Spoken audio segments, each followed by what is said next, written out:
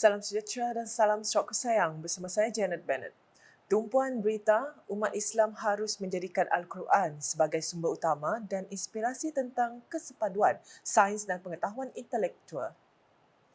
Menurut Premier Sarawak Datuk Patinggi Tan Sri Dr. Abang Abdul Rahman Zahari, Datuk Abang Openg, Kalamullah ini adalah asas bukan hanya bagi agama dan pengetahuan spiritual, tetapi bagi semua cabang ilmu pengetahuan. Katanya Al-Quran merupakan sumber intelektual dan spiritual Islam yang agung malah kekal relevan untuk sepanjang zaman dan tempat. Al-Quran adalah sumber intelektual dan spiritual Islam yang agung. Kalamullah ini adalah asas, bukan hanya bagi agama dan pengetahuan spiritual, tetapi bagi semua cabang ilmu pengetahuan. Atas sebab itu, Al-Quran hendaklah menjadi sumber utama dan inspirasi pandangan umat Islam tentang kesepaduan sains dan pengetahuan intelektual. Beliau berkata demikian semasa berucap merasmikan majlis sambutan Nuzul Al-Quran peringkat Sarawak 1444 Hijrah 2023 Masihi di Masjid Besar Darul Makmur, Lawas pada Jumaat.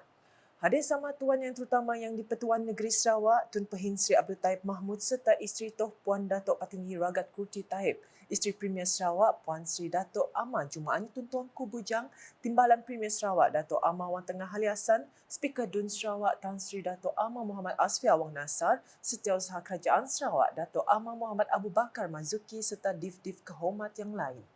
Berucap lanjut, Premier Sarawak turut mengajak umat Islam agar menjadikan Al-Quran sebagai sumber rujukan untuk menguasai pelbagai cabang ilmu pengetahuan berteraskan teknologi.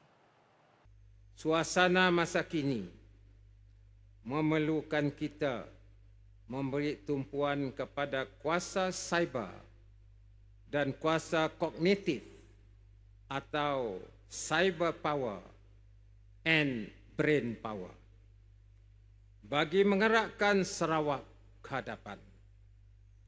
Di bawah ekonomi digital, ilmu pengetahuan, kemahiran, rangkaian, inovasi serta segala cabang ilmu pengetahuan adalah perlu dikuasai kerana teknologi bukan sahaja telah mengubah cara kita bekerja, tetapi juga pencapaian dan produktiviti kita. Sehubungan itu, Al-Quran hendaklah menjadi panduan dalam setiap bidang ini kerana sudah pasti terdapat petunjuk berkenaan setiap bidang ini sekiranya ia difahami secara mendalam. Sementara itu, Datuk Patinggi Tan Sri Abang Zohari turut menegaskan kerajaan Sarawak kini mengutamakan projek berimpak tinggi yang bersifat segera dalam strategi pembangunan pasca COVID-19 PCDS 2030 untuk mempercepatkan pertumbuhan Sarawak menjadi negeri maju. Tahun 2023 menandakan tahun ketiga pelaksanaan PCDS 2030, dasar kerajaan kita iaitu Post-COVID Development Strategy. Tahun 2023 juga merupakan tahun untuk menjalankan kajian separuh penggal bagi rancangan Malaysia ke-12. Ini penting kerana kita perlu menilai prestasi untuk memastikan perancangan ini berada di landasan yang betul ke arah mencapai sasaran yang telah ditetapkan. Dalam kajian semula ini adalah penting bagi kami dalam kerajaan untuk mengutamakan projek berimpak tinggi yang bersifat urgent atau segera dalam PCDS 2030 yang akan mempercepatkan pertumbuhan Sarawak untuk menjadi sebuah negeri maju. Sehubungan itu, katanya kerajaan negeri mesti menumpukan usaha kepada projek keutamaan agar Sarawak mencapai matlamat kemakmuran ekonomi, keterangkuman sosial dan kelestarian alam sekitar. Terdahulu, Premier Sarawak serta isteri dan tetamu lain berbuka puasa disusuli dengan menunaikan solat maghrib secara berjemaah yang dipimpin oleh Imam Besar Negeri Sarawak, Sabul Fadilah Datuk Mustafa Kamal. Majlis diteruskan dengan tazkirah Nuzul Al-Quran yang disampaikan oleh Mufti Sarawak Sahibus Samaha Datuk Kipli Yassin dan disusuli alunan Asmaul Husna yang dipimpin oleh kumpulan nasyid Ad-Dai dan kumpulan zikir Masjid Besar Lawas. Para karya kemudiannya menunaikan solat isyak dan tarawih secara berjemaah sebelum menyertai jamuan moreh bersama. Berita seterusnya, kerajaan telah mengadakan mesyuarat untuk memperincikan perihal tuntutan tanah-tanah persekutuan yang tidak dimajukan di Sabah dan Sarawak. Timbalan Perdana Menteri Datuk Seri Fadilah Yusof berkata dalam mesyuarat itu, 3 kawasan tanah di Sarawak dan 2 di Sabah telah dikenal pasti namun masih di peringkat perincian. Menurut beliau, ia akan dimutamatkan setelah mengadakan mesyuarat majlis yang akan dipengerusikan oleh Perdana Menteri Datuk Seri Anwar Ibrahim kelak. Saya tengah memanggil mesyuarat teknikal yang melibatkan Kerajaan Negeri Sabah dan juga Sarawak bersekali dengan persekutuan. Satu, berhubung kait dengan tanah. Kedua, pindaan undang-undang hasil dalam negeri iaitu untuk memasukkan wakil Kerajaan Sarawak dan Sabah di dalam sebagai ahli lembaga hasil dalam negeri. Sekarang ini di peringkat jawatan kuasa kerja iaitu di peringkat pegawai ialah berhubung kait dengan pentadbiran kesihatan dan juga pendidikan. Yang ini belum dapat dibawa ke peringkat teknikal sebab masih di peringkat awal. Beliau berkata demikian ketika ditemui wartawan setelah selesai menunaikan solat fardu isyak dan tarawih bersama penduduk di Masjid Darul Ibadah Kampung Kudai Lama di sini pada Jumaat. Ahli Parlimen Petrajaya itu memberitahu pihaknya turut menerima surat yang berhubung kait dengan pelabuhan Bintulu untuk diserahkan semula kepada kerajaan negeri. Sebabkan di bawah peruntukan perlembagaan ianya adalah bidang kuasa kerajaan negeri, tapi dulu secara interim dibangunkan oleh kerajaan persekutuan, dibiayai sepenuhnya disebabkan pada waktu itu kemungkinan kerajaan negeri tidak ada kemampuan untuk membina port khusus untuk tujuan oil and gas waktu itu. Jadi dalam keadaan sekarang perundingan itu akan dimulakanlah sebab surat baru diterima dan kita akan berbincang dengan Kementerian Kewangan untuk melihat perincian dan apa pula pandangan di peringkat persekutuan sama ada mereka akan setuju untuk menyerahkan dari segi pentadbiran Bintulu Port untuk kembali kepada negeri Sarawak mengikut apa diperuntukkan dalam perlembagaan dan juga IGC report. Selanjutnya, Menteri Pembangunan Wanita Kanak-kanak dan Kesejahteraan Komuniti Datuk Seri Fatimah Abdullah menjelaskan pendermaan organ merupakan satu sikap yang mulia kerana ia membantu masyarakat yang memerlukan. Namun, katanya pendermaan organ sentiasa menimbulkan salah faham dalam kalangan masyarakat kerana ramai yang masih belum diberi penerangan dan pendedahan dengan secukupnya berkaitan perkara tersebut. Jadi dengan adanya acara aktiviti seperti ini, kita berharap bilangan orang ramai yang tampil untuk buat pledge menderma organ mereka akan bertambah. Pada blood donation campaign bulan lepas telah tampil berapa tu? 5 orang, 7 orang. 7 orang. Dan kita berharap pada hari ini bilangannya akan bertambah.